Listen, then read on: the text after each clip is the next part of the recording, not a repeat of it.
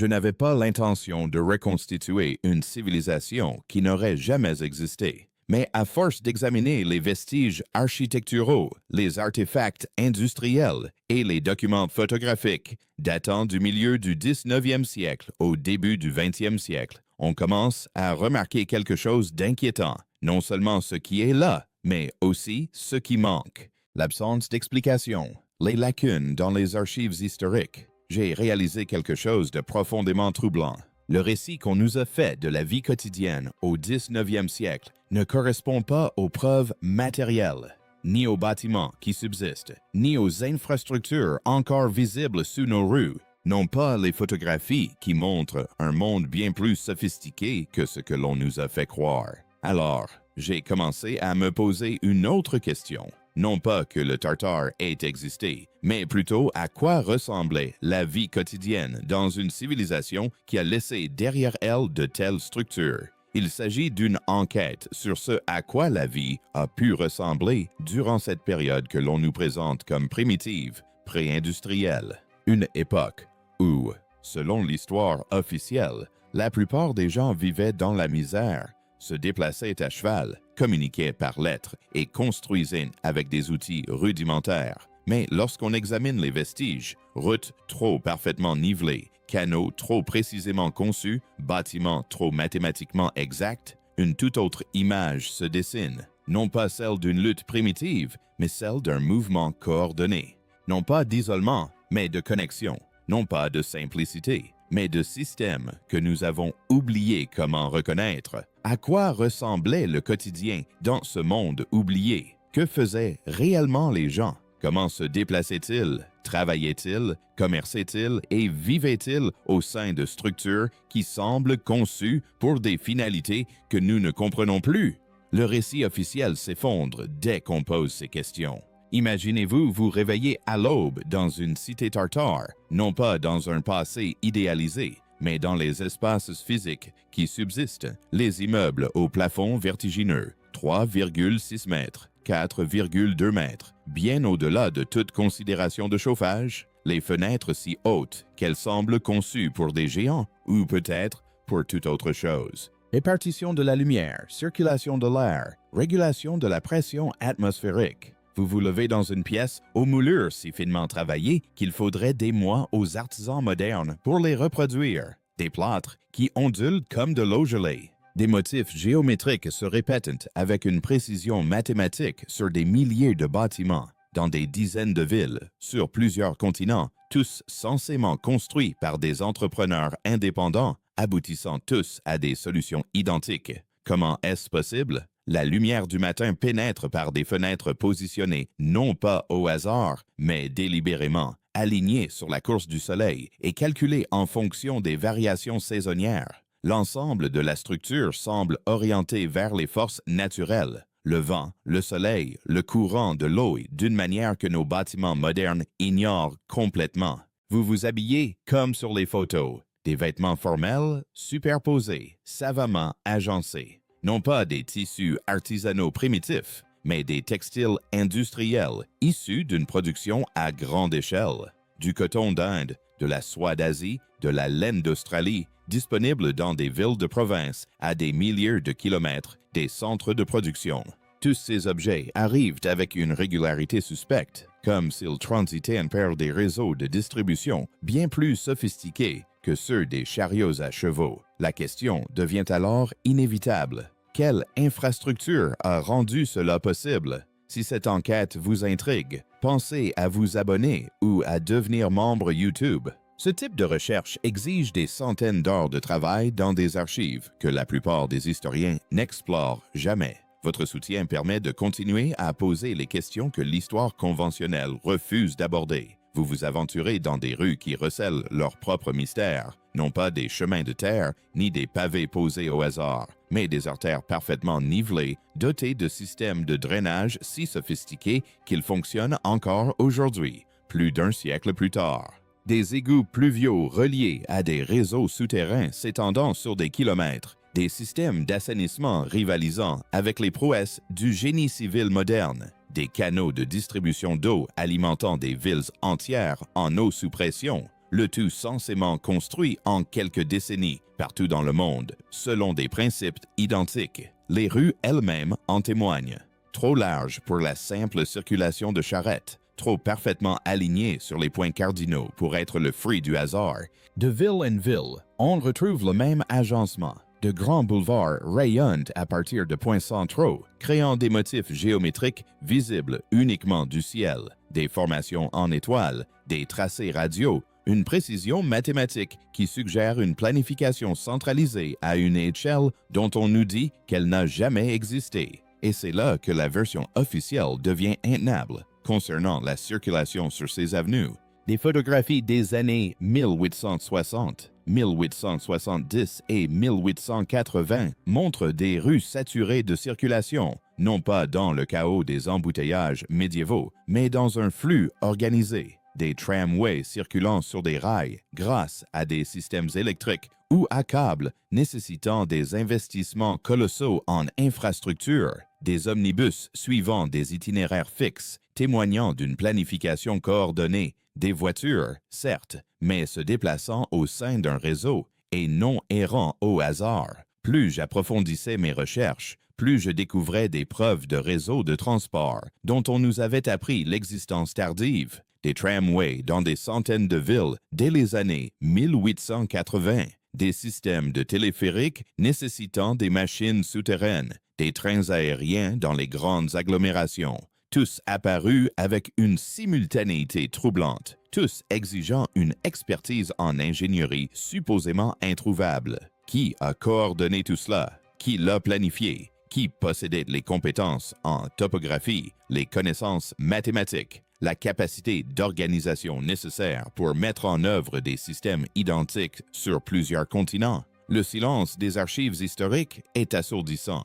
Mais les rues ne constituaient qu'un système parmi d'autres. Les canaux révèlent quelque chose d'encore plus complexe. J'ai passé des mois à étudier les archives des canaux d'Europe, d'Asie et d'Amérique du Nord, non pas les plus célèbres, comme le canal Erie ou le canal de Suez, mais les milliers de voies navigables plus petites reliant villes, villages et centres industriels. Ce réseau était vaste, coordonné et d'une conception précise, avec des systèmes d'écluses, une gestion du niveau d'eau et une régulation saisonnière du débit. Le Grand Canal en Chine, long de plus de 1000 km, relie les principaux réseaux fluviaux et assure le transport de marchandises et de personnes avec une efficacité qui ne sera égalée qu'avec l'avènement du chemin de fer. Les réseaux de canaux des Pays-Bas, de Belgique et du nord de la France forment des centaines de kilomètres de voies navigables interconnectées aux dimensions standardisées, témoignant d'une planification unifiée. Le réseau de canaux britanniques à son apogée, soit 600-400 km de voies navigables construites en une soixantaine d'années, parfaitement compatibles et nivelées avec précision. Il ne s'agissait pas d'infrastructures rudimentaires, mais d'ingénierie des systèmes. Des péniches naviguaient sur ces canaux, transportant des cargaisons dont la traçabilité est assurée par les registres portuaires, céréales en provenance de l'intérieur des terres, produits manufacturés des villes, matières premières à destination des usines. Les volumes étaient colossaux. Une seule péniche pouvait transporter des chargements qui auraient nécessité des dizaines de wagons. Des réseaux acheminaient quotidiennement des milliers de tonnes, le tout coordonné par un système d'horaires, de péages et de stations de transbordement, témoignant d'une administration centralisée. Et voici le plus étrange, l'ingénierie nécessaire à l'entretien de ces réseaux était extraordinaire. Gestion du niveau d'eau sur des centaines de kilomètres, système d'écluses synchronisé pour permettre le passage, station de pompage pour acheminer l'eau vers les hauteurs, système de réservoir pour gérer les variations saisonnières.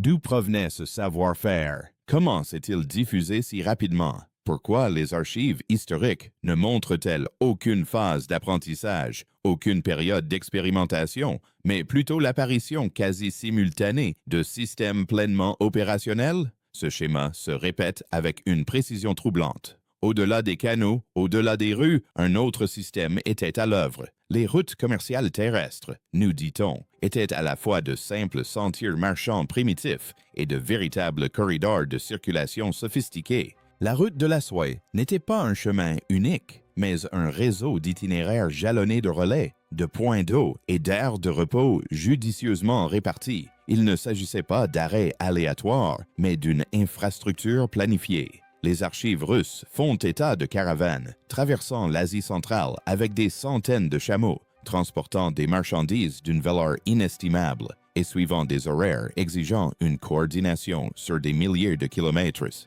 Il ne s'agissait pas de marchands itinérants, mais d'entreprises organisées empruntant des réseaux établis. Les étapes le long de ces routes soulèvent des questions. Des caravanes apparaissent en Perse, en Asie centrale et en Turquie. D'imposantes structures dotées de cours intérieurs pouvant accueillir des centaines de voyageurs et d'animaux. Système d'adduction d'eau, installation de stockage, remparts, tout était construit selon des spécifications identiques, comme si l'on suivait des normes architecturales communes à tous les empires. À l'intérieur de ces structures, on trouve des traces du commerce lui-même.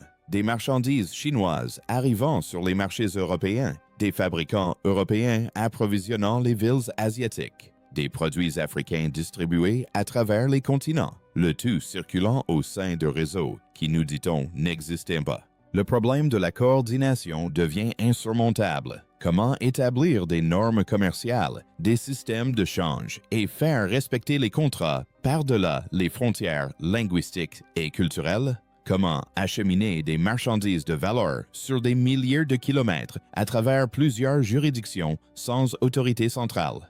L'explication officielle, selon laquelle ce phénomène aurait émergé spontanément, ne résiste pas à l'analyse. Et puis, il y a les dirigeables. C'est là que les historiens traditionnels cessent d'écouter, là où les preuves documentées deviennent trop gênantes à reconnaître. Mais les archives existent. Des demandes de brevets pour des dirigeables, des ballons et des engins plus légers que des avions, datant du milieu du 19e siècle.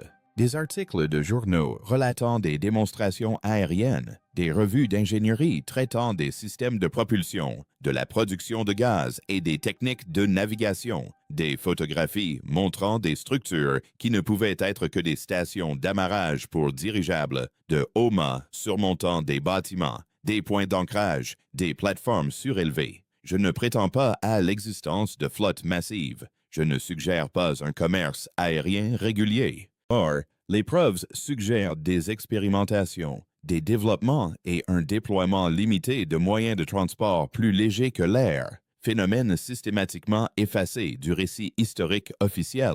Pourquoi? Considérons les implications. Si même des voyages en dirigeable, même limités, ont existé, cela change tout en matière de diffusion de l'information, de reconnaissance et de déplacement rapide des élites. Cela suggère un niveau de sophistication technologique incompatible avec le récit primitif dont nous avons hérité. Les bâtiments eux-mêmes en témoignent.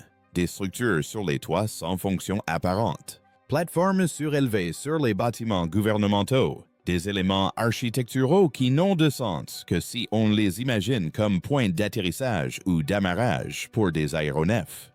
Une fois qu'on les a vus, on ne peut plus les ignorer. Les comptes rendus des expositions universelles, de l'exposition de Paris à l'exposition universelle de Chicago, décrivent des démonstrations aériennes, des ballons captifs transportant des passagers et des discussions sur la navigation aérienne du futur. Puis, après 1900, ces références disparaissent en grande partie, non pas parce que la technologie a échoué, mais parce que la manière de documenter le développement technologique a évolué. Que s'est-il passé? Qu'est-ce qui a changé? Pourquoi les archives historiques révèlent-elles une telle rupture? Pourtant, la vie quotidienne se déroulait à l'intérieur de ces structures, et c'est là que le mystère s'épaissit. Les bâtiments eux-mêmes révèlent des fonctions que l'on nous a appris à ignorer, pas seulement des habitations, pas seulement des usines, mais des espaces conçus à des fins spécifiques que nous ne reconnaissons plus. Les sous-sols s'étendent bien plus profondément que nécessaire pour le stockage. Des chambres souterraines à plusieurs niveaux avec des arcades en briques, des systèmes de drainage et de mystérieux supports pour équipement. L'histoire officielle les qualifie de caves ou d'espaces de fondation, mais leur conception est trop méticuleuse. Chambres étanches, parois résistantes à la pression, points de raccordement de canalisation menant à des destinations inconnues. Les étages principaux portent les traces de systèmes intégrés que nous avons retirés et oubliés. Des cavités murales trop grandes pour de simples installations techniques. Des puits de lumière traversent plusieurs étages. Des cours centrales aux verrières évoquant des puits de lumière sont conçus avec une telle précision qu'elles devaient remplir d'autres fonctions. Les étages supérieurs soulèvent eux aussi des questions. La hauteur sous plafond diminue avec l'altitude. Pourquoi? Des systèmes de ventilation bien plus sophistiqués que nécessaires à une simple circulation d'air. Des structures sur les toits, dont l'alignement astronomique suggère des fonctions d'observation ou de mesure, sont omniprésentes dans l'ornementation. Non pas des ornements superflus, mais des motifs mathématiques, des progressions géométriques, des systèmes symboliques qui se répètent à travers les continents.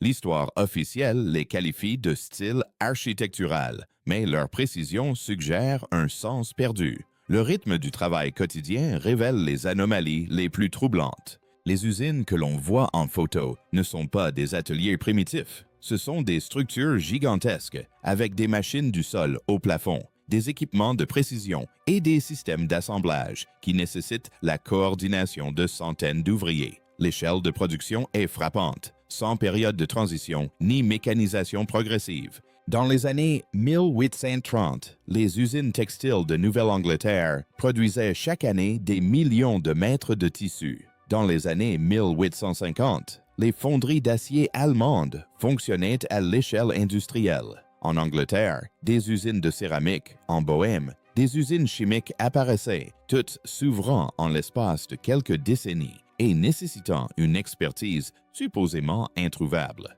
La main-d'œuvre, et notamment les ouvriers en tenue de travail, semblent poser problème. Des photographies montrent des employés de ces usines manipulant des machines complexes avec une expertise apparente. Mais d'où vient cette formation? Comment des milliers d'ouvriers, issus de secteurs d'activité très divers, ont-ils pu acquérir simultanément un savoir-faire aussi spécialisé? Le discours officiel évoque une révolution industrielle, un progrès technologique graduel et le rôle moteur des inventeurs et des entrepreneurs dans ce changement. Mais les preuves matérielles suggèrent autre chose. Des systèmes hérités, des infrastructures réaménagées, des technologies déployées plutôt que développées. À l'intérieur de ces usines, on trouve des équipements qui ne devraient pas exister, des machines-outils de précision exigeant des tolérances au millième de pouce, des systèmes hydrauliques fonctionnant à des pressions que les ingénieurs modernes respectent, des équipements de production d'électricité antérieurs d'une décennie à Edison, des procédés chimiques nécessitant la connaissance de structures moléculaires supposément inconnues, et la coordination entre les installations, les pièces standardisées apparues dans les années 1850, les composants interchangeables fabriqués dans différentes villes, différents pays, tous compatibles, les techniques de montage à la chaîne émergeant simultanément dans de multiples industries, tout cela nécessitant une pensée systémique, une planification centralisée, une diffusion de l'information dont on nous dit qu'elle n'existait pas. Les preuves suggèrent un phénomène bien plus vaste que la simple invention individuelle. Le commerce quotidien dans ces villes révèle le mystère le plus profond. Des marchés fonctionnant avec une coordination des prix à l'échelle des continents, des marchandises arrivant de milliers de kilomètres avec une régularité prévisible, des systèmes de change permettant des transactions dans des dizaines de monnaies différentes, des instruments de crédit, des lettres de change, des contrats commerciaux impliquant une infrastructure financière sophistiquée. Il ne s'agissait pas de troc, ni de simple échange, mais de commerce intégré nécessitant des technologies de l'information que l'on prétend apparues avec le télégraphe et le téléphone. Pourtant, les archives révèlent une fixation coordonnée des prix, des mouvements de marchandises synchronisés et des opportunités d'arbitrage exploitées malgré les distances océaniques, le tout avant l'avènement des communications électroniques. Comment est-ce possible? Les bâtiments des marchés eux-mêmes nous apportent des éléments de réponse. De vastes structures dotées de systèmes de climatisation, de capacités de réfrigération et d'entrepôts, conçus pour des marchandises spécifiques. non pas de simples étals, mais des échanges organisés avec des frais administratifs, des cadres réglementaires et des mesures standardisées. Plus j'approfondissais mes recherches, plus je découvrais des réseaux commerciaux fonctionnant avec une précision d'horlogerie. Le thé de Chine arrivant à Londres à l'heure prévue, le coton américain transformé dans les usines de Manchester, les céréales ukrainiennes approvisionnant les villes européennes. Tout transitait par des systèmes exigeant une coordination qui semble impossible sans les technologies modernes. Et les instruments financiers, les lettres de crédit honorées à travers les empires, les contrats d'assurance couvrant les expéditions dans le monde entier, les syndicats d'investissement finançant des projets sur plusieurs continents, tous ces mécanismes exigent confiance, vérification et application, ce qui implique des structures institutionnelles dont on nous a appris l'inexistence. Le problème de la coordination devient mathématiquement impossible à expliquer par les moyens conventionnels. La question de l'organisation de la société révèle de nombreux mystères. L'histoire officielle présente le 19e siècle comme une période d'émergence de la démocratie, de déclin de l'aristocratie et d'essor de la classe moyenne. Pourtant, les vestiges matériels, les bâtiments, les infrastructures, la coordination de projets d'envergure témoignent d'une capacité administrative bien supérieure à celle que les gouvernements élus étaient censés posséder. Qui a planifié les villes? Qui a coordonné les réseaux de canaux? Qui a normalisé les chemins de fer? Qui a veillé à l'application des réglementations commerciales? Les bâtiments apportent des réponses, des structures administratives dans chaque grande ville, des édifices imposants abritant des archives, des centres de communication, des salles de réunion, non pas de simples mairies, mais de véritables centres bureaucratiques sophistiqués, révélant un appareil gouvernemental étendu. Les organisations d'adhérents sont omniprésentes dans les archives. Corporations, sociétés professionnelles, ordres fraternels, associations philosophiques, toutes actives à l'échelle internationale, entretenant des communications et semblant coordonner leurs activités par-delà les frontières politiques. Ce schéma suggère l'existence de structures d'autorité parallèles, non pas en remplacement des gouvernements officiels, mais en complément de ceux-ci, coordonnant les systèmes qui assurent le fonctionnement de la vie quotidienne. Organismes de normalisation, certification professionnelle, protocoles techniques. Ces organisations ont laissé une documentation minimale. Leurs activités étaient considérées comme des affaires internes, mais leur influence transparaît dans l'uniformité des résultats, des normes de construction identiques d'un pays à l'autre, des pratiques d'ingénierie standardisées sur plusieurs continents et des réponses coordonnées aux défis techniques. Lorsqu'on cartographie ces réseaux, lorsqu'on retrace les liens entre villes, institutions et projets, se dessine une image de la capacité d'organisation que l'histoire officielle ne peut expliquer. La vie culturelle quotidienne soulève des questions que les historiens préfèrent éviter. Les idées se propagent trop vite. Des styles architecturaux apparaissent simultanément dans des villes éloignées. Des tendances musicales émergent dans de nombreux pays en quelques mois. Des mouvements littéraires, des concepts philosophiques, des théories scientifiques se diffusent à travers les continents avec une rapidité suspecte. Avant le télégraphe, avant le téléphone, avant la radio, l'explication officielle évoque les systèmes postaux, les intellectuels itinérants, les revues publiées, mais la chronologie ne colle pas. La synchronicité est trop précise. Prenons l'exemple des expositions universelles, ces immenses manifestations internationales coordonnant la participation de dizaines de nations et présentant des technologies supposément à l'état embryonnaire, témoignant d'une capacité d'organisation exigeant des années de planification et de communication. L'exposition du Crystal Palace de 1851, l'exposition universelle de Paris de 1889, l'exposition colombienne de Chicago de 1886, toutes impliquent une coordination mondiale à une échelle qui semble impossible. Les bâtiments construits pour ces expositions recèlent un mystère profond. Des structures en apparence temporaire, mais conçues avec une précision quasi immuable. Le Crystal Palace, près de 93 000 mètres carrés de verre et de fer, construit en quelques mois, puis démontés et déplacés.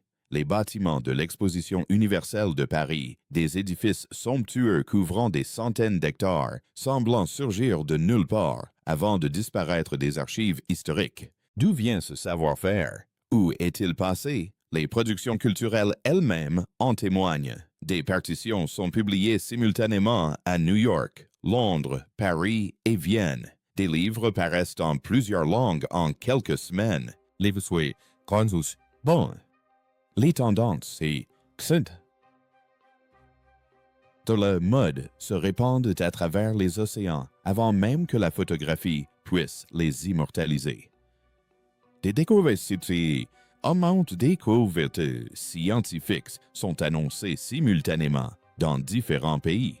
Tout porte à croire que les systèmes de diffusion de l'information qu'on nous a enseignés n'existaient pas. Une fois la journée de travail terminée et le retour à la maison, les gens pénétraient dans des espaces regorgeants de technologies qui n'auraient pas dû exister, des systèmes d'éclairage au gaz nécessitant des réseaux de distribution souterrains, une plomberie intérieure reliée à des systèmes d'eau sous pression, des systèmes de chauffage avec thermostat, des réseaux de ventilation régulant la qualité de l'air, autant d'éléments considérés comme primitifs et pourtant conçus avec une sophistication que les bâtiments modernes peinent à égaler. Les réseaux de gaz soulèvent à eux seuls d'immenses questions.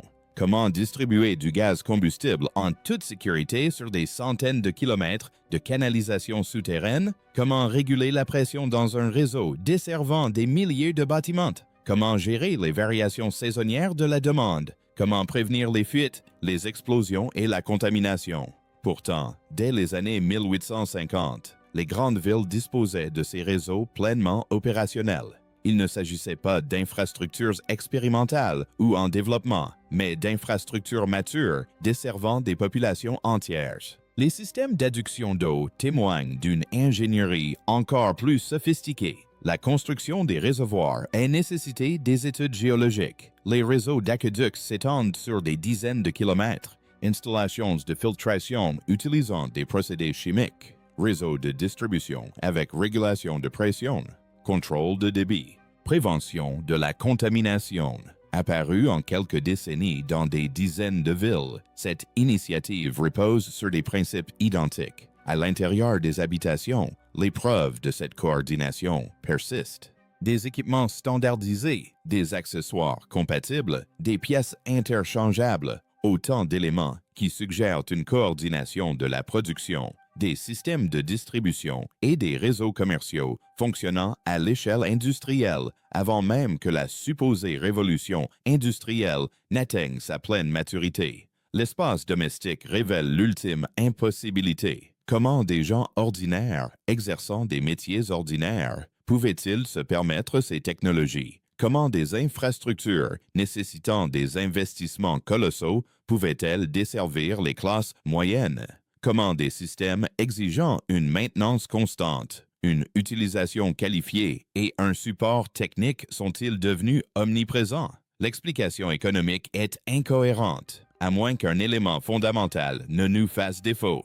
À la nuit tombée, la ville se métamorphosait. L'éclairage public y est apparu bien plus tôt que ne le reconnaît l'histoire officielle. Non pas de simples lampes à pétrole, mais des systèmes organisés avec un contrôle centralisé, des luminaires standardisés et une maintenance coordonnée. Dans les années 1860, les grandes villes disposaient de réseaux d'éclairage public couvrant des kilomètres d'artères principales. Le choix des sources d'énergie soulève immédiatement des questions. Le gaz nécessitait une distribution souterraine. L'électricité nécessitait des centrales de production, des réseaux de distribution et une régulation de tension. L'éclairage à arc exigeait un équipement de précision, des électrodes en carbone et un contrôle du courant. Toutes ces technologies, supposées encore à l'état rudimentaire, étaient pourtant déployées à l'échelle urbaine. Les photographies de l'époque révélaient une activité nocturne incompatible avec un éclairage rudimentaire. Rues animées après la tombée de la nuit, quartiers commerçants ouverts tard, espaces publics éclairés pour des raisons de sécurité et d'orientation. Autant d'aménagements qui nécessitaient des investissements en infrastructures apparemment impossibles à réaliser sur le plan économique. Et les bâtiments eux-mêmes recèlent des mystères. Les fenêtres, illuminées par un éclairage intérieur alimenté par des systèmes, nous dit-on, étaient à peine expérimentales. Des façades entières étaient éclairées à des fins d'exposition ou d'orientation. Des lumières sur les toits, visibles à des kilomètres à la ronde, servaient probablement à la navigation ou à la signalisation. Qui a coordonné ce projet? Qui l'a financé? Qui possédait le savoir-faire technique nécessaire pour mettre en œuvre des systèmes électriques des décennies avant qu'Edison, Tesla et Westinghouse n'en soient soi-disant les pionniers? Le même scénario se répète. Des systèmes aboutis apparaissent sans que leur développement ne soit documenté. Une propagation sans mécanisme de diffusion apparent. Une expertise qui semble innée plutôt qu'acquise. Ceci nous amène à la question centrale à laquelle cette enquête ne peut échapper. Qu'est devenu le savoir? Non seulement le savoir technique, les principes d'ingénierie, les techniques de fabrication, les protocoles de coordination, mais aussi les cadres conceptuels qui ont rendu ces systèmes possibles, la compréhension de la manière d'organiser les villes, de déplacer les populations, de distribuer les marchandises, de coordonner le commerce intercontinental. La rupture est flagrante. Consultez les revues d'ingénierie des années 1880 et vous y trouverez des analyses pointues des systèmes hydrauliques, de leurs applications à pression atmosphérique et des réseaux de distribution d'énergie. Dès 1920, ces analyses ont largement disparu, remplacées par d'autres paradigmes, d'autres hypothèses et d'autres technologies. C'est comme si tout un pan du savoir avait été systématiquement remplacé. Les techniques de construction suivent le même schéma. Les édifices du 19e siècle témoignent de méthodes que nous ne pouvons plus reproduire à moindre coût, non pas par manque d'outils, mais parce que nous avons perdu la connaissance systématique des propriétés des matériaux, des principes structurels et de la conception intégrée qui rendaient ces bâtiments possibles. L'infrastructure le révèle le plus clairement. Nous fouillons les sous-sols et découvrons des réseaux que nous ne comprenons pas. Nous démolissons des bâtiments et mettons au jour des appareils mécaniques que nous ne parvenons pas à identifier. Nous étudions les systèmes de gestion de l'eau et constatons la sophistication technique que nous peinons à reproduire. Il ne s'agissait pas d'une technologie primitive s'améliorant progressivement, mais d'un savoir sophistiqué, systématiquement oublié. Demandez-vous pourquoi. Pourquoi abandonner des capacités avancées? Pourquoi remplacer des systèmes efficaces par des alternatives inférieures? Pourquoi démanteler des réseaux coordonnés au profit de solutions fragmentées? Le discours officiel ne répond pas, car il nie le postulat de départ. On nous dit qu'il n'y avait rien à perdre, que le progrès était linéaire, que chaque génération s'appuyait sur la précédente, progressant de manière constante. Or, les faits démontrent le contraire. À quoi ressemblait le quotidien lorsque ce savoir a disparu? Imaginez vivre cette transition. Grandir dans des villes dotées d'infrastructures complètes, de systèmes coordonnés et de technologies sophistiquées, puis les voir démantelés, remplacés, oubliés. Voir les réseaux de canaux abandonnés au profit des voies ferrées, les réseaux de gaz remplacés par des réseaux électriques de moindre qualité. Le savoir architectural s'est perdu avec la standardisation des constructions qui a remplacé la conception intégrée. Les archives du début du 20e siècle en témoignent. Plaintes concernant la dégradation des services, nostalgie d'une époque révolue, référence à des compétences qui existaient encore de mémoire d'hommes mais qui n'étaient plus accessibles. Les habitants les plus âgés se souvenaient d'une époque où les rues étaient plus propres, l'eau plus pure, l'air moins pollué, où les systèmes fonctionnaient harmonieusement, sans nécessité d'intervention constante, où les villes semblaient avoir été conçues plutôt qu'empilées. Mais ces voix ont été marginalisées, reléguées au rang de souvenirs romantiques d'un passé idéalisé. Le récit du progrès exigeait une amélioration constante de tous les aspects de la vie. Toute suggestion de perte de compétences menaçait le récit fondamental de la modernité. Ainsi, le savoir s'est estompé, les aptitudes ont disparu. La compréhension de la pensée systémique intégrée a cédé la place à une expertise spécialisée dans des domaines plus restreints. L'approche holistique de l'urbanisme a été remplacée par des solutions monofonctionnelles et, en l'espace d'une génération, le souvenir s'est suffisamment estompé pour que nous puissions contempler l'infrastructure héritée et prétendre l'avoir construite, contempler l'ingénierie sophistiquée et la qualifier de primitive, observer les systèmes coordonnés et affirmer qu'ils sont apparus de manière aléatoire. L'oubli a sa propre dynamique. Une fois amorcée, elle s'accélère. Aujourd'hui encore, on peut en voir les traces si on sait où chercher. Les bâtiments qui n'ont pas été rénovés au point d'être méconnaissables, les infrastructures souterraines mises au jour lors de travaux de construction. Le réseau de canaux reste visible sur les images satellites. Les lignes de voies ferrées, d'une précision telle qu'elles ne peuvent être établies par tâtonnement, sont d'une rectitude implacable. Le tracé des rues, vu du ciel, révèle des motifs géométriques. En parcourant les vieilles villes sous cet angle, les anomalies deviennent frappantes. Bâtiment après bâtiment, des capacités qui ne correspondent pas au calendrier officiel. Infrastructure après infrastructure, une coordination qui ne devrait pas exister. Système après système, une sophistication censée être venue plus tard.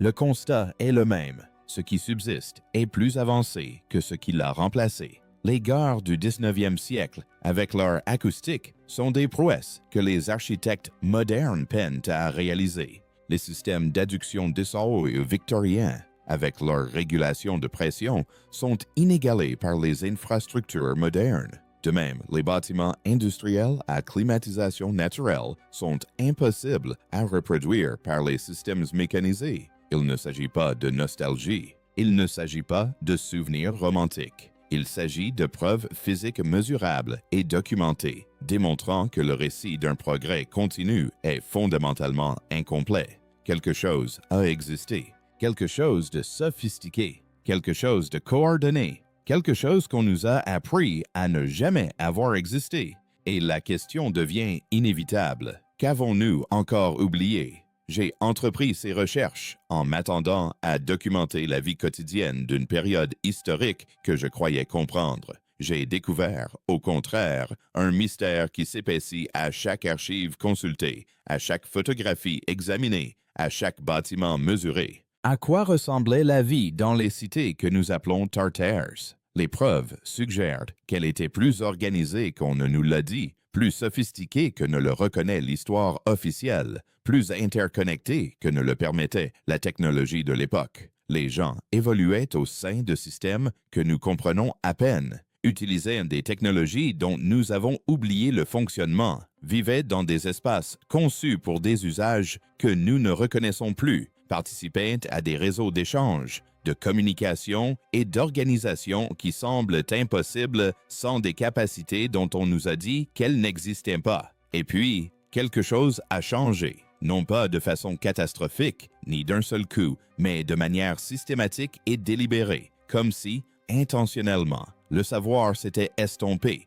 les systèmes démantelés, l'infrastructure abandonnée ou réaffectée, et la compréhension de leur fonctionnement global s'était perdue dans l'oubli. En quelques générations, nous avons tout oublié. Nous avons observé les vestiges et inventé de nouvelles histoires pour les expliquer. Des histoires qui correspondaient à notre vision préférée du progrès, de l'invention, de l'évolution continue du primitif au moderne. Mais les bâtiments se souviennent, les rues se souviennent, les canaux, les voies ferrées, les réseaux de métro. Tous se souviennent d'une autre histoire. L'histoire d'une coordination sans technologie de communication, d'une organisation sans systèmes électroniques, d'une ingénierie sophistiquée sans outils modernes, de réseaux mondiaux sans moyens de transport contemporains, une histoire qu'on nous a systématiquement appris à oublier. La question n'est pas de savoir si ce monde a existé. Les preuves sont accablantes, concrètes et impossibles à ignorer.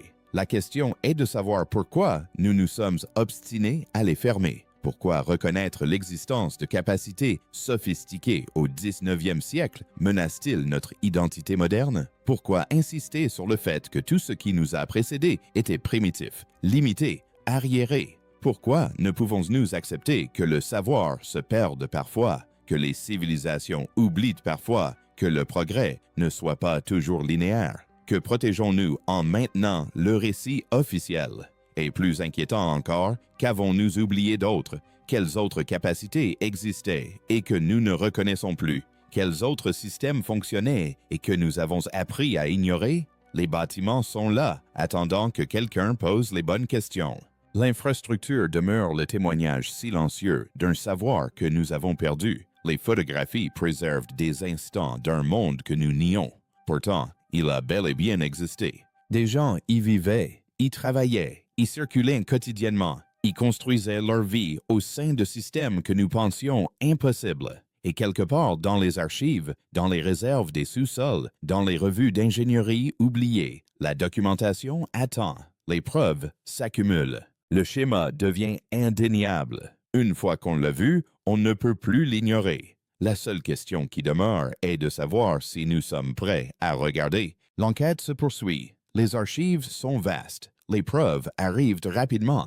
Les questions se multiplient. Si vous souhaitez soutenir cette recherche, pensez à devenir membre ou à vous abonner. Car plus nous approfondissons nos recherches, plus nous constatons que l'histoire est différente de ce qu'on nous a raconté. Et cette vérité, c'est peut-être ce que nous avons oublié depuis tout ce temps.